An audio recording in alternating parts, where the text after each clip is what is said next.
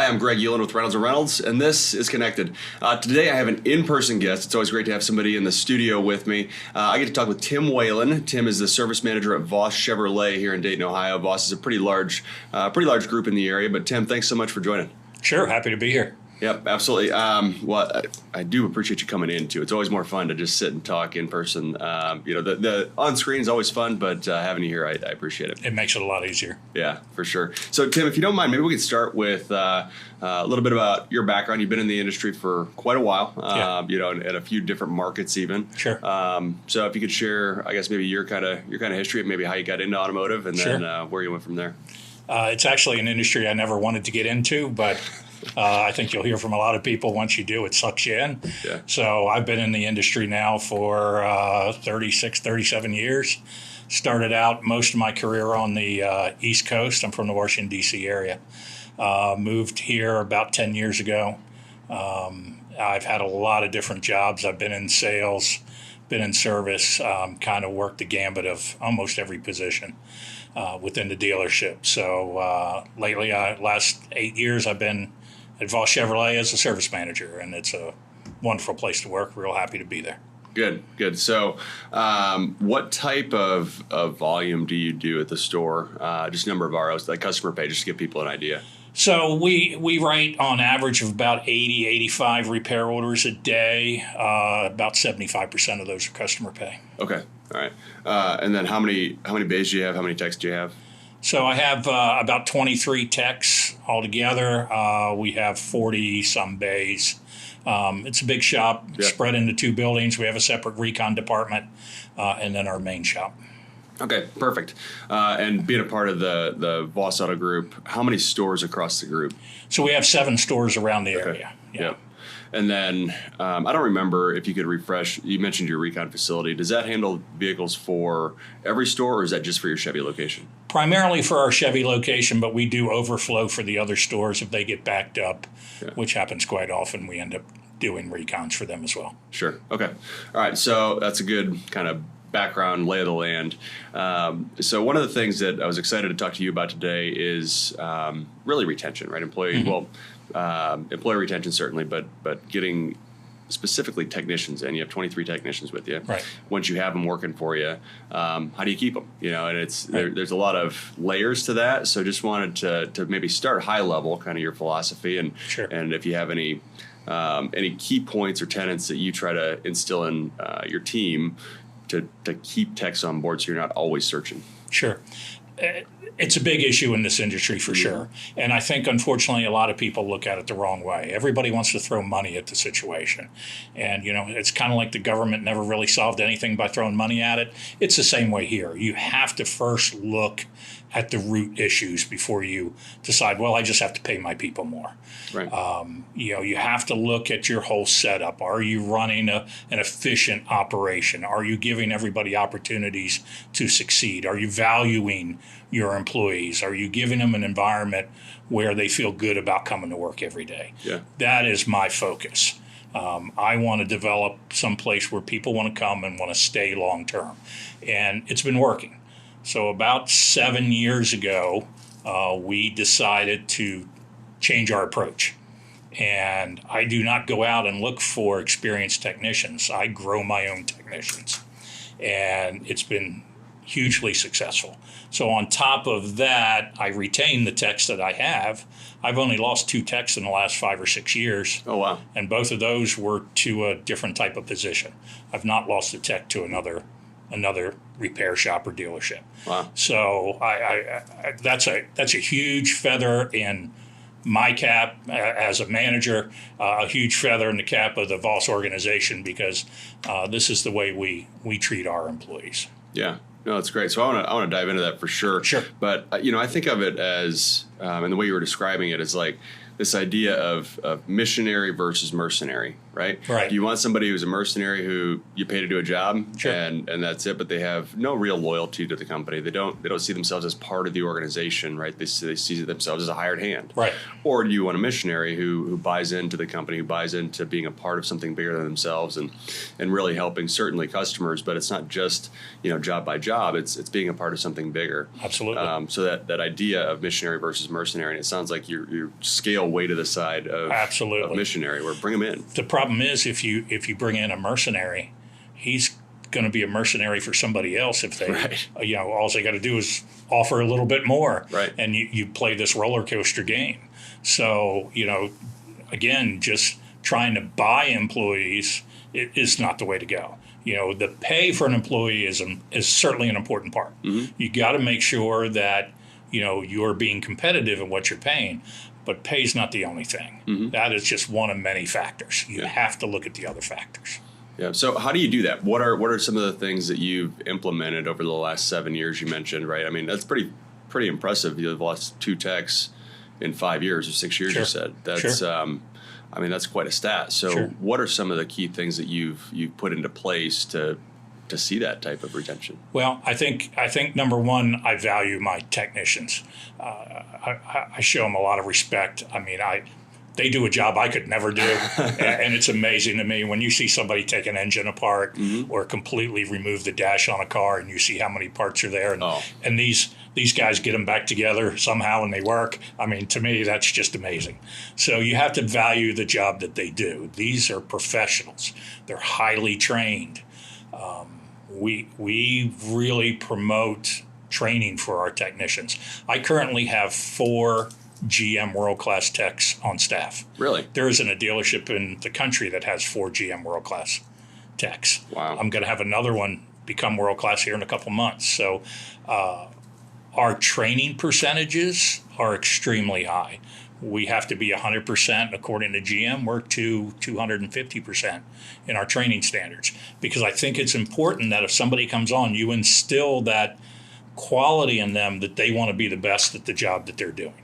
It's something that was instilled by my father with me, that regardless of what you do it to the best of your ability. Mm-hmm. So I try and instill that on my techs too. If you're going to be a tech, be the best tech you can be. Yeah. And that means lots of training, ongoing training, and trying to achieve those highest levels. So how do you balance the time, right? As somebody running a shop, you got how many bays did you say you have? 40? 30 some. Okay. Yeah. So you got, let's call it 35 bays, right? And you got 10 hours in a day. So you have 350 hours that you can sell realistically in a day, right? Every minute that goes by that there's a car, not being worked on in one of those bays, it's a minute you're not going to sell. Right. So, you think about the balance between, okay, I got to be as efficient as possible in the shop, right. But I also need to get my training done, sure. right?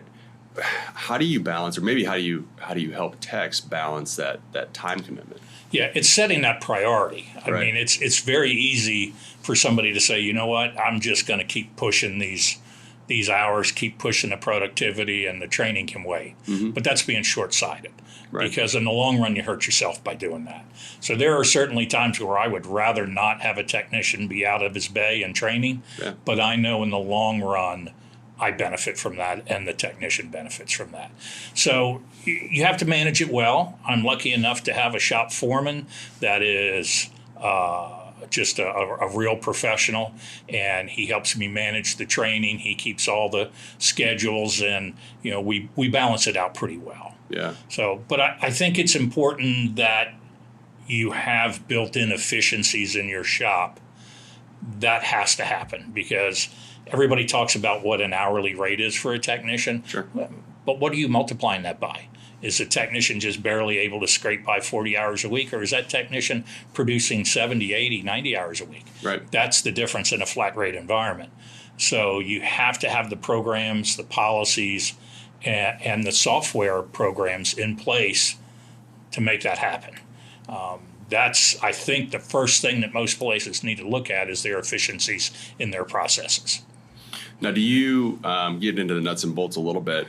Do you pay techs for training? So if they're booking hours basically in training, so they're investing hours. Those are hours that they're not gonna book working on a car, right? Yep. Do you pay them for that training? We do. Okay. We do, and we pay them their average pay, not just a flat hourly. We pay them their average rate. Okay. So, yeah. No, that's good. Yeah, you have to do that. Yeah. Okay. So you're paying them for the training. We also pay travel. Sometimes the training's out of town. We have sometimes airline reservations, hotel reservations, rental car reservations. It's expensive. Right. It's quite expensive. Right. but there's a value. Well, yeah, for sure. So then thinking about that too, and you're thinking about managing that shop, you mentioned your foreman. What is kind of the standard there? Is it, so I'm a technician, right? And say, well, I guess maybe we can start, say I'm new. I come in and I'm a newbie in your shop.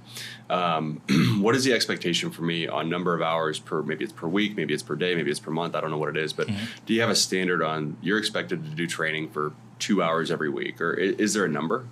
There isn't really a number, and it's different depending on which place in the process you're in. Well, sure. So obviously, most of my techs, all of my techs now come through my apprenticeship program. So that is a controlled program that I go out and I find young people, men and women in high school, and we start training them from the time they're juniors in high school. And we help them along through their high school program if they're in an automotive program. Some aren't. But then we encourage them to attend Sinclair College after that. Yeah. So that is there's a GM ASAP program that's a terrific program. So we encourage that, and we help them get through that program. So all of that training is all pre-programmed in these different programs that we're using. Once they are through that and they are a flat rate technician, then we monitor. We don't have a set amount each day, each week, but we monitor each technician, and we're encouraging to do as much as they can, as often as they can. Yeah. And honestly, we've developed this reputation that everybody wants to train when they come to work for us. Yeah. That's expected. That's talked about right up front. So there's no problem. You don't have to try and encourage them. You don't have to try and coerce them into doing it. Everybody wants to do it. Yeah. That's why I have 4 world-class techs. Yeah. It's not because I wanted them to be world-class. Yeah. It's because they wanted to be world-class. Right. So do you find that, so somebody does a training program, right? Do you find that them doing it kind of in sections where, forgive my ignorance, but let's say there's a maybe I'll ask you, give me an example of a class or a program that a tech might go through. What's one of the recent ones? So right now EV is a big push. Yeah, sure. So there are EV specialty classes, and there is a category to be an EV master. Okay. So multiple courses lead you to that EV master tech. Okay. So I go and I take one of these EV courses, right?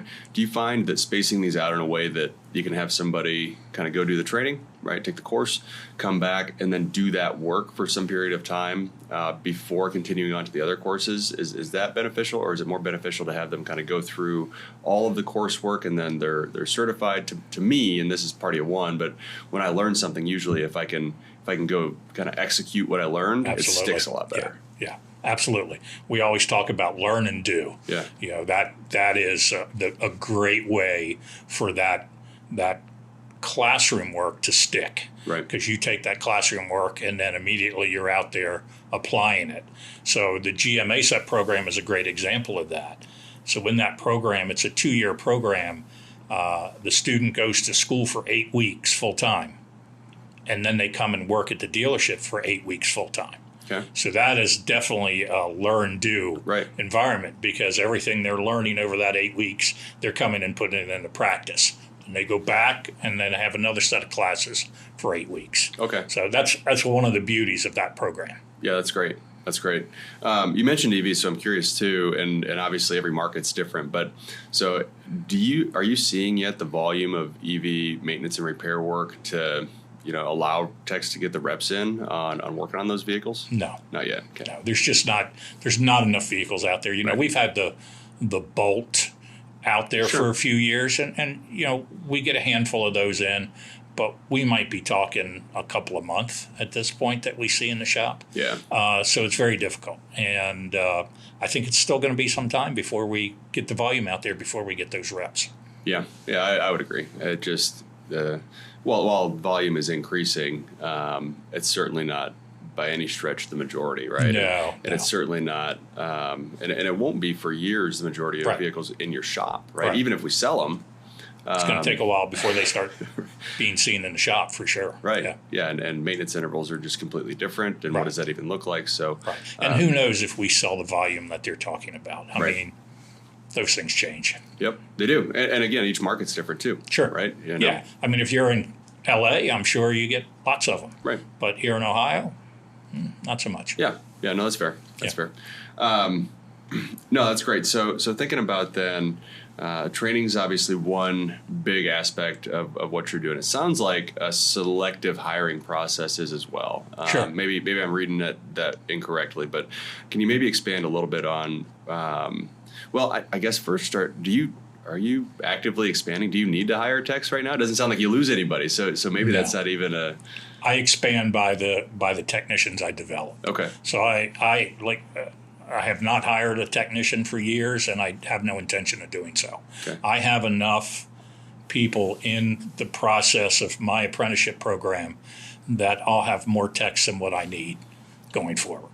So my priority is continuing to feed that machine at the low end. So I spent a lot of time out at the high schools. I'm on the advisory boards of several high schools. I'm on the advisory board of Sinclair College. So I work with the automotive programs. I have a very close relationship with the instructors in the automotive programs. We talk about potential hirees. We identify the kids that, seem to be sharp. Mm-hmm. And I'm not looking for students that are necessarily have experience or so sharp in automotive. We're looking for work ethic. Mm-hmm. We're looking for aptitude and attitude. If you give me those three things, I can make you anything you want to be. Yeah. But I have to have those three things. So obviously with high school students, it's hard to tell sometimes.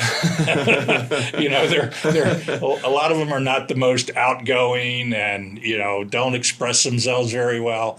So we do get a little bit of a turnover in our high school students because we bring them in and we give them a try, and some of them don't stick.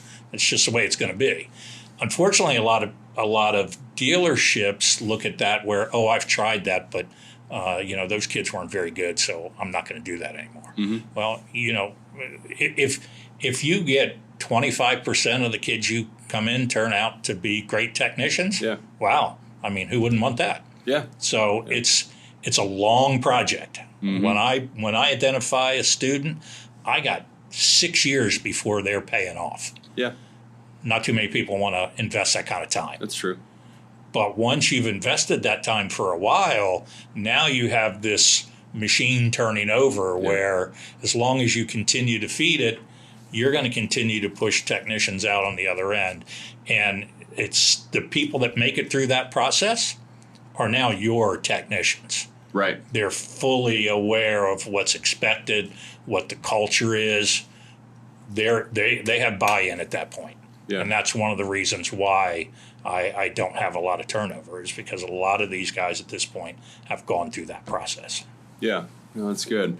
So you're to a point now where you're pretty stable, it sounds like, and you have this constant influx and you have a good process. What was it like when you started? So you said 7 years ago you kind of made the decision, we're going to do this differently. Mm-hmm. We're going to invest early. So if did you start out in the high schools and things like that where you're trying to pull in a bunch of people and you're turning them over, and that's okay? Because today you turn them over and worst case you've influenced a kid in a positive way. Sure. Right. Right. Best case they stay on and they become a world-class tech someday. Right. So it's all upside here. But if you're starting from scratch, right? Mm-hmm. If I'm a service manager that just got promoted and I'm taking over a facility that maybe it needs a little work and maybe we do have a problem with turnover. Sure. What did that experience look like for you? Not to say that you came into a mess or anything, but when you're thinking about restructuring how you hire, what did the process look like for you? So I definitely didn't come into a mess. I was lucky enough. I had a pretty good group of technicians, and but we had a percentage of unproductive technicians, and eventually we weeded through that, and we ended up with the people that really wanted to be there and the ones we really wanted there. Yeah. So then it's now, okay, I need people. How do I do that? Well, I tried the traditional hiring process. Let me give you more money than you're making now, and come on over, and very, very limited success with that. And I think most people will admit every once in a while you luck into one that sticks around, but mostly they're hired hands that come and go. So I have a partner there, Doug Brush, who's another service manager with our organization, and he and I decided to start doing this together. So we started going to the high schools, and it starts out with job shadowing is the first thing we do. We talk to these students, and we arrange field trips with the school. We have them come out and as a group and do tours and have talks, and we go visit them in class, and I bring different people. I might bring my shop foreman or a different technician out and talk to the kids, and you just have to start developing that relationship. And then eventually these students will say, well, I've seen these people multiple times. I haven't seen anybody else. I've seen the Voss guys. So let me see about going and job shadowing there. And then they like the environment when they job shadow, and then they start working part-time. And so it's an investment. I mean, we work a lot of events. We go to the open houses. We go to the parent nights. Things like that. That when we first started this, we were the only ones there. There's more there now. People are starting to catch on that, hey, this is a good way to do it. But,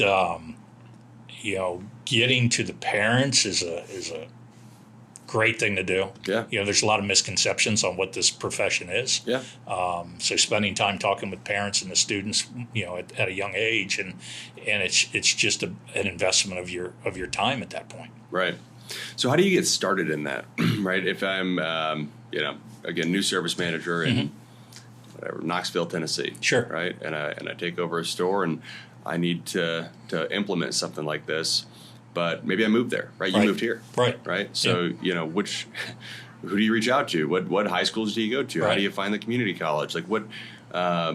I don't know. How do you get started, or maybe how did you get started at least? And I mean, is it just picking up the phone? What do you do to kind of get out that door? I think it is just doing a little bit of research. You can find through your different high schools, whether it's a county or a township or whatever it is. You can contact the school board. You can find out which high schools have CTC programs. CTC is becoming huge around the country, so you're starting to see the expansion of these programs in a lot of different areas. There's a lot of money being invested in these. If you look at some of the CTC schools here in the Dayton area, they're fabulous facilities, huge money spent on these facilities. But a lot of these students are coming into these programs and don't really know where to go after that. So they're really dying for dealerships and repair shops and to come in and work with them and help them, build a path on where these students can go. So is there typically, in your experience, like a curriculum person that you would work with? Are you working with the teachers and instructors? Is it at the kind of, and it probably depends on the school, if it's a county-wide level or whatever. Is it like a school board type of thing? How does it? Who are you talking to? I'm talking to the automotive instructors. That's where you want to go.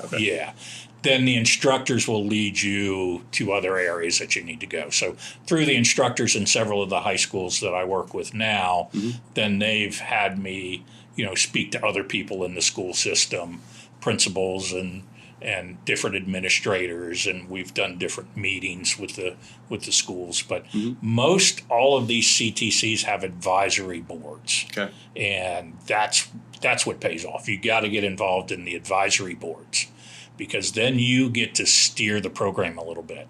So on these advisory boards, you can say, hey, listen, this is the type of training these students need. These are the type of equipment or systems that these students need to be aware of and at least have exposure to. So getting on these boards is it's definitely the way to go. Yeah, that's great. But your first point of contact is the instructor. Does the instructor generally have leeway to just bring you into a class so you can talk to students and things like that, and then you can kind of go from there? Yes, everyone that I work with does. So, and that's one of their objectives as a instructor is they are supposed to be developing industry partnerships. They've really put that on the individual instructors. Okay. No, that makes a lot of sense. That's great. I want to shift gears a little bit, and I want to talk about, you mentioned equipment. So I'm also curious, in your store at least, from an equipment perspective, also a tools perspective. I've talked to dealers who they'll buy a lot of tools for their techs. I've talked to others who say, well, the techs should own it. It's their stuff. What does that look like for your store, your technicians, from a tools perspective? Are you supplying a lot? Is it on the technician? Is there any program there? So tools are a big issue. Obviously, an experienced flat rate technician will have tens and tens of thousands of dollars tied up in tools. So from a student starting out, that can be daunting, for sure. So we offer tools for them to get started. We have basic tools that are needed. Most of the students that come to work for us, they start out on the express team. Sure. So we have toolboxes with everything that's needed to do that job. We also try and advise them on how to approach the tool situation. Because, between Snap-on and Mac, and these guys are professionals. They're generally great people. But listen, their job is to sell you tools. Yeah. And lots of times students get enamored with I got to have this box, or I got to have these tools. And so we have gone so far to make them a list. So we hand them a list. These are the tools you need to look at starting out with. Also, there's plenty of ways to do that short of buying new tools. Facebook Marketplace. That's true. And all these other places. There's lots of people that are ex-technicians. Yeah. And at some point, they sell their tools. So there are a lot of places you can buy used tools. So we try and guide them through that. And then eventually they start buying off of the trucks. But we try and get them to temper it a little bit, because you can get carried away with that. Oh yeah. Well, and then you go to a Mack truck, they'll finance it for you, right? Absolutely. And then all of a sudden you got $20 a week for the rest of your life. It's yeah. And it's easy for these kids to get caught up in that. So you have to be careful with that. Now, we provide a lot of tools, and it's becoming a lot more that way. There's a lot of specialty tools. As these cars get more and more complicated, you've got more and more specialty tools. We provide the specialty tools. Yeah. We spend $10,000-$15,000 every year with required tools from the manufacturer. Are those managed by the parts department? For us, they're not. They're managed by my shop foreman. Okay. So we have a tool room that stays locked, and tools are checked in and out. Okay. Yeah. So it's one person, one point of contact, and Yep. We have running the shop. We have a computer system tool net that manages it for us, so you can go on and see if you have the tool, who was the last one to have it, and make sure it was returned. And so we've got a lot of money tied up in those tools. So that cannot be just a free for all. Right. You'll lose control very quickly. Oh yeah. Not that people are taking them, but you don't know where they are. They could be spread all over the shop. Well, yeah, and it's generally not something that's on purpose, right? It's just you didn't take it back, right? And then 3 days go by, and then you don't. And it's underneath 4 different things. You don't remember it's there, right? So, or wait, I gave that to Jimmy, who did this and that. Yeah, it's almost like a key on the front end of the store, right? Right. Well, you better have control. Yeah, it's the same thing. Good. Yep. Okay.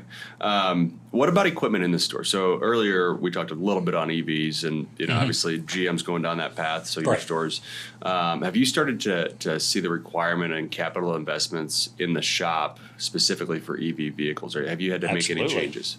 Absolutely. Okay. We are just finishing up install of several chargers that were required. Okay. Over $100,000 investment just for a couple of chargers. The essential tools are the tools that the manufacturer deems you have to have. There's no option. They're just sent to you, and your account is debited the amount of those tools. Right. And they're not bargains, I can tell you that much. You're paying retail plus for these tools. So there's a huge investment in special tools, not to mention shop equipment. You have to have For the EVs, you have to have a certain type of lift. We had to buy a couple of new lifts. Okay.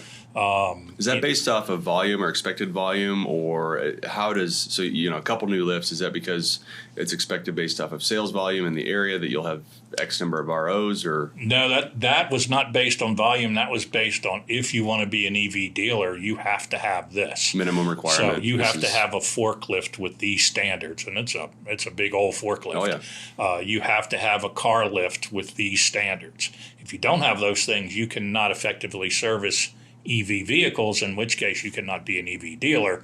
They won't allow you to sell them. Yeah. So it's a pretty tight process, and there's no trust me. They come out and inspect and make sure you have all these things that you're supposed to have. Yeah. So yeah, it's quite an investment. Yeah.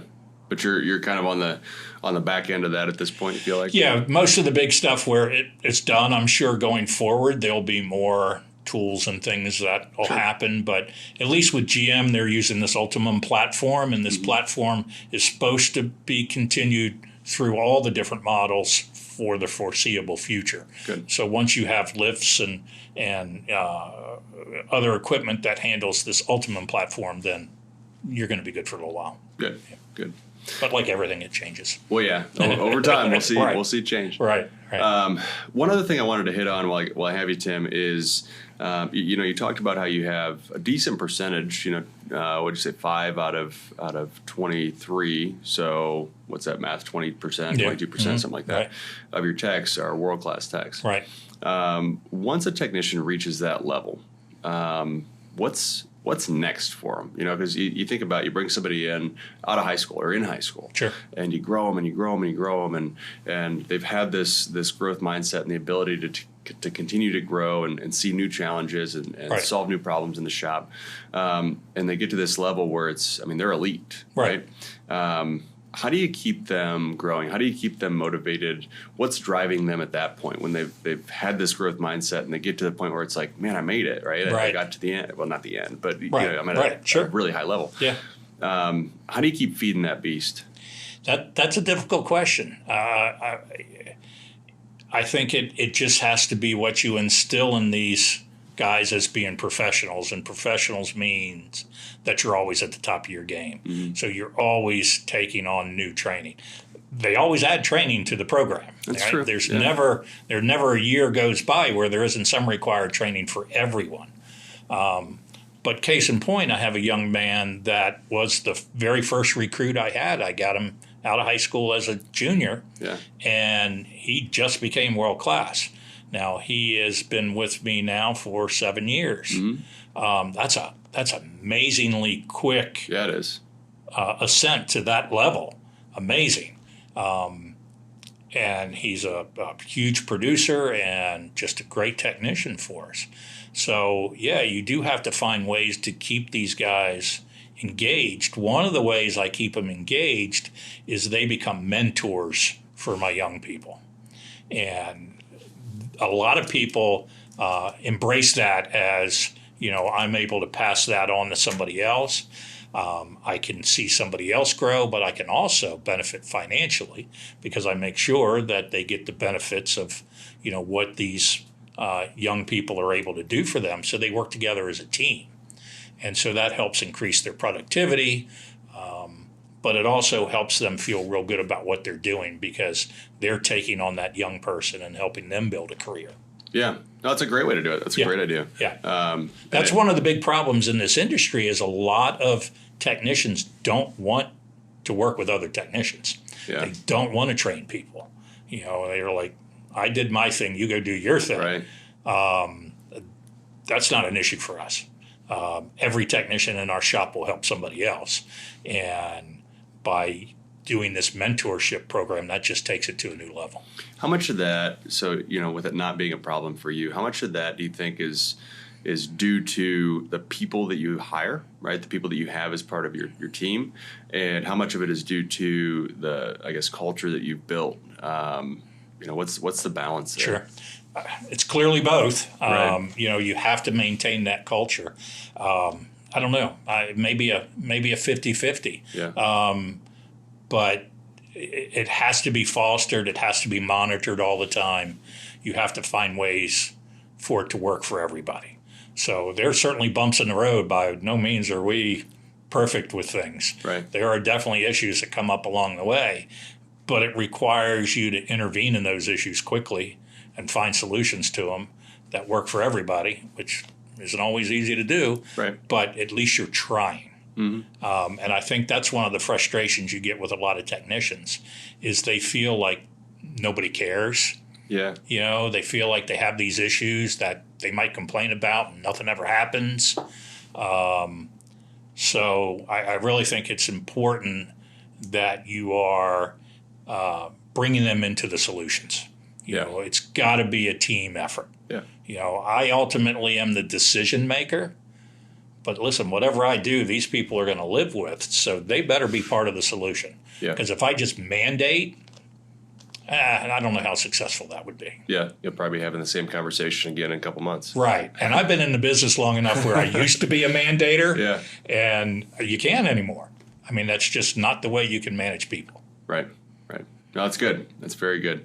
Well, Tim, what happened when we talked about that you want to? Anything we haven't touched on that we should? No, I think we covered a lot of territory. It was a fun conversation. I love talking about this stuff. So this is my passion, and I go out and I talk to a lot of people about this. So, again, I've been doing this for so long. Now this is where I get my kicks is by, watching these kids develop. I mean, this one kid that was my first hire, right. I talk about him all the time. I bring him along with me, and let him talk about it, because to me that is a great joy in life now is, watching these kids develop. I mean, this guy went from, a high school student to, buying a brand new Silverado Duramax to buying a home to, developing a real successful, life for himself. At a pretty young age too. At a very young age, right.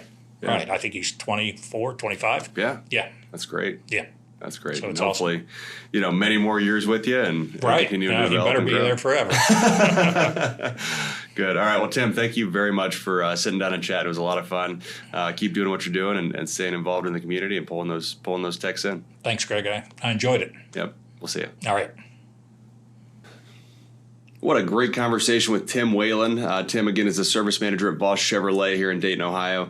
Lots of great nuggets in there. Maybe one to even re-listen to and take some notes on if you didn't the first time around. Very educational. I appreciate Tim taking the time to talk with me. Hope you enjoyed that conversation as much as I did. Before we hop off, don't forget you can watch or listen to all episodes of Connected on YouTube, Apple, or Spotify podcasts. And make sure to subscribe so you're notified every other week when new episodes are released. Thanks so much, and we'll see you in 2 weeks.